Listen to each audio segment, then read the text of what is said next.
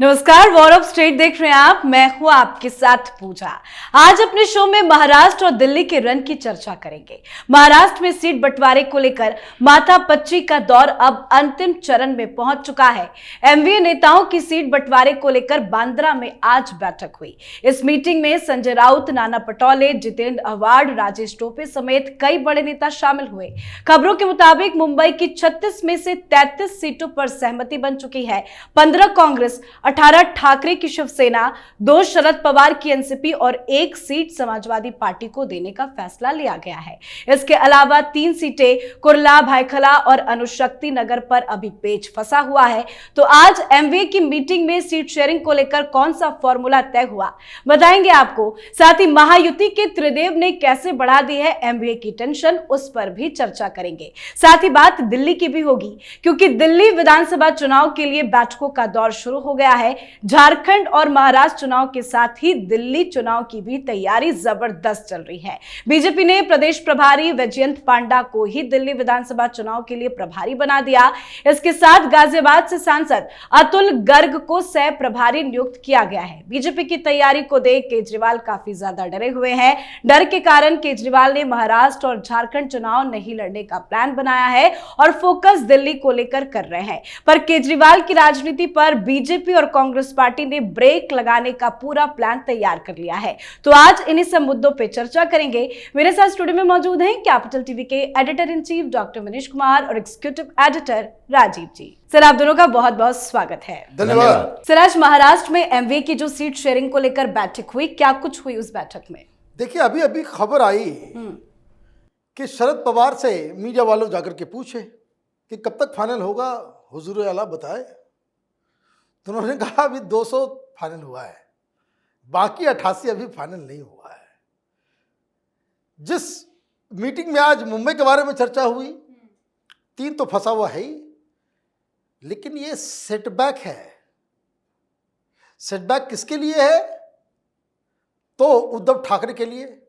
कहा ये मुंबई के एक छत्र राज, इनको तो लगता है भाई पूरा मुंबई, ठाणे, कल्याण, ये सब शिवसेना का गढ़ है, लेकिन यहां तो लटका दिया गया। अभी अगर शरद पवार की बात मान भी ली जाए कि 200 के ऊपर एक एग्रीमेंट हो गया है, तो उस 88 का क्या होगा? क्योंकि जो खबर आ रही है वो कांग्रेस पार्टी पुणे, मुंबई में कुछ जगहों पे तो सीट ज्यादा देने पे एग्री भी हो रही है। कई सारे ऐसे इलाके हैं जहां से ये कहा जा रहा है कि भाई साहब आप यहां से चुनाव मत लड़ो। ये जो एमवीए के अंदर में 2-3 मुद्दे जो फंस रहे हैं वो ये कि एक तो बड़े लोग इसमें पार्टिसिपेट नहीं कर रहे हैं। जैसे जो मीटिंग हो रही है, क्या फॉर्मूला बना है, नहीं बना है, और ये मीटिंग तीनों ही पार्टियां बड़े कॉशियस रूप से चल रही है। क्योंकि शरद पवार से आज पूछा गया कि आप मीटिंग में नहीं जा रहे हैं, तो उन्होंने कहा कि नहीं, हम मीटिंग में नहीं जा रहे हैं। हम लोगों ने एक ब्रॉडर गाइडलाइंस हमने तैयार कर लिया है, और बाकी सारे लोग जो है, हमारे यहाँ से रोहित पवार जो है वो जा रहा है। तो कहने का मतलब ये है कि टॉप लीडर्स के बीच में अविश्वास, ये तो साफ साफ नजर आ रहा है। अगर अविश्वास नहीं है तो ये 1 महीने से ये जो कवायद चल रही है वो इतने दिनों तक चलती नहीं। एक बार बैठते, मोटा मोटी आप तय कर लिए होते कि कितनी कितनी सीटों पे कौन कौन लड़ेगा, और उसके बाद 1 सप्ताह के बाद आते। लेकिन ये जो लैक ऑफ कम्युनिकेशन और सीट शेयरिंग को लेकर के, एक एक सीट के लेकर के आपस में जो पंगा हो रहा है, ये पता नहीं कि अगले 1 सप्ताह के अंदर क्या होगा। ये साथ में लड़ पाएंगे, नहीं लड़ पाएंगे, इस पे भी अब सवाल खड़े। लेकिन सिर्फ सवाल यह है कि अब नहीं तो कब, क्योंकि चुनाव की तारीखों का भी ऐलान हो गया। इसके पहले भी कई मीटिंग्स हो चुकी है सीट शेयरिंग को लेकर, आज भी मीटिंग हुई। क्यों बात नहीं बन पा रही है? क्या टॉप लीडरशिप में आपस में ही मतभेद है? देखिए, ये 19 नवंबर तक के लिए पैक हो चुका है। 19 नवंबर तक मीटिंग इनकी चलती रहेगी। अभी इन लोगों ने तय जो किया है, जो मुंबई की बात कर रही है, वो मुंबई में तय नहीं हुआ है। मीटिंग में ये बात सामने में लाई गई है कि इस पर प्रतिक्रियाएं बड़े नेताओं की क्या होती है। ये फाइनल होने की बात है कि मुंबई की सीटों का बंटवारा हो रहा है। उद्धव ठाकरे और कांग्रेस लगभग बराबर सीटों पर फाइट करेगी, जबकि कांग्रेस की कोई औकात ही नहीं है मुंबई में उद्धव ठाकरे के सामने, वो मैनेज करने के लिए तैयार नहीं है। हालांकि ये बात अलग है कि इन लोगों को बिठाया गया है कि अभी नेगोशिएशन करो। फाइनल जो ये लोग अपनी अपनी सीटों का देंगे, फाइनल करने के लिए तो शरद पवार बैठे हैं, उद्धव ठाकरे बैठे हैं, राहुल गांधी बैठे हैं। ये लोग आपस में मिलकर तय करेंगे कि फाइनल जो प्रपोजल आएगा उस पर सहमति होगी या नहीं। ये तो मिड लेवल के नेता हैं, इन लोगों को नेगोशिएशन टेबल पर भेजा जाता है मैसेंजर बनाकर। लेकिन महाराष्ट्र में ये जो अघाड़ी के अंदर चल रहा है वो सीट शेयरिंग से ज्यादा समस्या इस बात के लिए है कि ग्राउंड में इस बार कोऑर्डिनेशन होगा कि नहीं।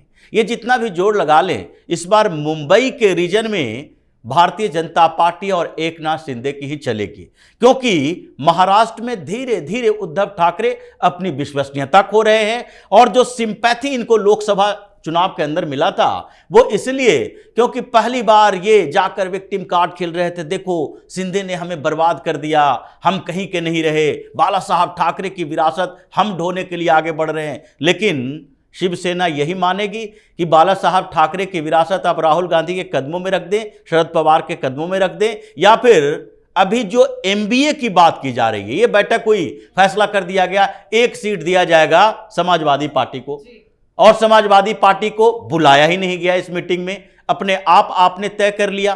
तो ये समस्याएं इनकी अभी बढ़ेगी, क्योंकि राहुल गांधी का मानना है कि महाराष्ट्र के अंदर भी एमबीए का दायरा बढ़ना चाहिए और पार्टियों को शामिल करो। उद्धव ठाकरे भी इस बात के लिए तैयार है कि और पार्टियां जो सहयोग की थी, उनको जब सरकार बनाए थे, वो सीएम बने थे, तो सारे 2-2, 3-3 जो विधायक वाली पार्टियां हैं उन लोगों ने सहयोग किया था। और ये लोग मान रहे हैं कि अघाड़ी का मतलब सिर्फ शरद पवार, उद्धव ठाकरे और राहुल गांधी की कांग्रेस नहीं होनी चाहिए। अघाड़ी का मतलब कम से कम 10-12 पार्टियां होनी चाहिए, जिसमें कम्युनिस्ट पार्टी भी हो, समाजवादी पार्टी भी हो। अभी कंफ्यूजन ये ओवैसी को लेकर है, ओवैसी भी समर्थन दिया था, लेकिन ओवैसी को लेकर ये कंफ्यूजन है कि इसे रखा जाए या नहीं रखा जाए। लेकिन ये अघाड़ी का दायरा बढ़ाने का जो एक फितूर चला है, उसके कारण सीट शेयरिंग में और बड़ी समस्या। लेकिन अखिलेश यादव की तो डिमांड सर बहुत ज्यादा है, क्या वो ये मान जाएंगे? और एक सुगुफा चल रहा है 20 नवंबर, ये क्या ड्रामा चल रहा है 20 नवंबर को? देखिए 20 नवंबर तो बाद में चलेगा। अभी 20 नवंबर को ये लोगों की प्लानिंग वही रहेगी जो हरियाणा में रही कि अगर हार गए तो फिर वही ईवीएम का टेकरा फोड़ो, अगर जीत गए तो बता दो कि हाँ 20 नवंबर को लोकतंत्र की जीत हुई है, जैसे लोकसभा से लेकर अब तक ये करते रहे। लेकिन अभी अखिलेश यादव नेगोशिएशन के मोड में महाराष्ट्र में नहीं है। वो चाह रहे हैं महाराष्ट्र में इन लोगों को उलझाए, अभी उत्तर प्रदेश के उपचुनाव में हम ज्यादा कंसंट्रेट। बिल्कुल, और इसी पे शरद पवार ये भी कह रहे हैं कि सर जो हरियाणा में हुआ वो महाराष्ट्र में नहीं होगा। ये पॉसिबल लग रहा है क्या तैयारियों को देखकर? देखिए 84 साल उम्र हो गई है उनकी एक तस्वीर आए, कहीं वो फंक्शन में गए हुए थे, कैंपेन में अपनी पार्टी के, उनको जो है पालकी पे लेके जाया जा रहा है। He can't even walk. भाई हर आदमी का एक लिमिट होता है, शारीरिक भी मानसिक भी। कब तक आप जो है ये लोग साथ में होते तो फिर पार्टी कोई मजबूती होती। पार्टी तो छिन्न भिन्न हो गई है। और ये एक्सपेक्ट करना कि शरद पवार जो है, अभी मैं देख रहा था बहुत सारे मीडिया वाले कह रहे कि भाई 2 चाणक्य के बीच लड़ाई हो रही है। किससे कंपैरिजन कर रहे हैं? कहाँ भाई, एक आदमी का एनर्जी लेवल देखो, कहाँ राजा भोग, कहाँ गंगू तेली। तो ये जो है मुझे समझ में नहीं आ रहा है कि भाई ये लोग किस तरह, संगठन आपका जमीन पे है नहीं, कोऑर्डिनेशन आपके बीच है नहीं। यही उद्धव ठाकरे 1 महीने पहले जब ये कह रहे थे कि मुख्यमंत्री की घोषणा करो नाम को, अगर नहीं करोगे तो होगा ये, क्या जैसे पिछली बार हम लोग ये करते थे बीजेपी के साथ कि आप अपने लोगों को जिताओ और सामने वाले को हराओ। ये on record he said it. तो अब कौन किसको जिताएगा, कौन किसको हराएगा? और वो कांग्रेस पार्टी के अंदर हल्ला हो गया है कि जिसके पास जब ज्यादा सीट होगी उसी का मुख्यमंत्री होगा। अब तो पहले आपस में ही लड़ लो, ये गठबंधन कहाँ है, तो ठगबंधन है। ये अजीब अजीब कहानी सुनने को आ रहा है। तो खैर अभी उम्मीदवार जैसे जैसे सामने आएंगे उससे क्लैरिटी मिलेगी कि कौन कितने पानी में। बात सर दिल्ली की करें तो केजरीवाल को किसने ठग लिया है? देखिए केजरीवाल बड़ी मुसीबत में है, और जैसा कि हम लोग लगातार कहते चले आ रहे थे कि मनीष सिसोदिया नाराज है। अब कल जो है कोई खिड़कीपुर में वो इसकी रैली थी, वो पदयात्रा, अभी तक पदयात्रा कौन कर रहा था? तो मनीष सिसोदिया। तो आगे आगे चल रहे थे, सब कुछ ये हो रहा था, उसमें भीड़ आ रही थी। और केजरीवाल ने किया जनता की अदालत, वहाँ कार्यकर्ता के अलावा टिकटार्थी के अलावा कोई आया नहीं। तो उसने कहा कि अरे ये तो मनीष सिसोदिया आगे निकल जाएगा। बड़ा दुख हुआ देख करके वो तस्वीर। अब आगे आ गया केजरीवाल और मनीष सिसोदिया को कर दिया पीछे। बेचारे को किसी ने माला तक नहीं पहनाया, 4 माला लेकर के ढो रहा है केजरीवाल, और अकेला बेचारा मनीष सिसोदिया जिसने इस मुहिम की शुरुआत की उसको पीछे ढकेल दिया। इतना इनसिक्योर व्यक्ति है, इतना इनसिक्योर व्यक्ति है। इस तरह के इनसिक्योर व्यक्ति को हराने के लिए ज़्यादा मेहनत करने की आवश्यकता नहीं पड़ती है। लेकिन पता नहीं भारतीय जनता पार्टी को क्या बीमारी है। आप एक कायदे का उम्मीदवार इसके खिलाफ नहीं रख सकते। 5 आपको, अब तो ये कह सकते कि 10 साल आपको टाइम मिला इसकी झूठ, इसकी नाकामी को साबित करने के लिए। आपके कार्यकर्ता वही प्रेस कॉन्फ्रेंस, वही ट्विटर, वही सोशल मीडिया। अदरवाइज जनता के सामने लोग उतरे, जनता में जाके कैंपेन करे। ये जो गुब्बारा है अरविंद केजरीवाल के नाम का दिल्ली के अंदर, वो तो 1 सेकंड में धराशायी। लेकिन सर इस बार बताया जा रहा है कि जो बीजेपी की तैयारी है पिछले 10 सालों से इस बार काफी ज्यादा है। कांग्रेस पार्टी भी सड़क पे उतरेगी। तो दिल्ली विधानसभा चुनाव में केजरीवाल को घेरने के लिए क्या तैयारी है बीजेपी और कांग्रेस पार्टी की? देखिए केजरीवाल तो अपने आप में घिरा हुआ है, जिस तरीके से परेशान चल रहा है पार्टी के अंदर, पार्टी के बाहर। और सबसे बड़ी परेशानी उसकी यही है कि वो अभी चीफ मिनिस्टर नहीं है। चीफ मिनिस्टर नहीं है तो फिर क्या करेंगे? हर रोज मीडिया के सामने नहीं आ सकते हैं। आतिशी घोषणा हर रोज करती है तो आतिशी का चेहरा आता है, फोटो आते हैं, अखबारों में स्टेटमेंट आते हैं। केजरीवाल क्या करेंगे? केजरीवाल ने हड़प लिया पदयात्रा मनीष सिसोदिया का। मनीष सिसोदिया संगठन का काम देखते ही नहीं थे कभी, ये तो हमेशा सरकार का काम देखते थे। तो अभी कई फ्रंट पर केजरीवाल अपनी पार्टी के अंदर जूझ रहा है। और दूसरी बात यह है कि भारतीय जनता पार्टी अपने पिछले चुनावों में दिल्ली में हार का सबक ले चुकी है, थोड़ा ज्यादा सीरियस मोड में अभी दिखाई पड़ रही है। नहीं तो इस चुनाव के इतने पहले भारतीय जनता पार्टी इतना एक्टिव नहीं होती थी दिल्ली के अंदर। दिल्ली के अंदर एक्टिव होने की मेन वजह यही है कि भाजपा को लगता है कि इस बार अनुकूल स्थिति हमारे लिए है। पहले ये लोग पहले से ही निराश हो जाते थे, केजरीवाल को हराना बड़ा मुश्किल है। लेकिन अब ये लग रहा है कि केजरीवाल को हराना आसान है। कांग्रेस और केजरीवाल दोनों मिलकर भी लोकसभा चुनाव में कुछ नहीं कर पाया, तो अब ये रणनीति स्पष्ट हो गई है।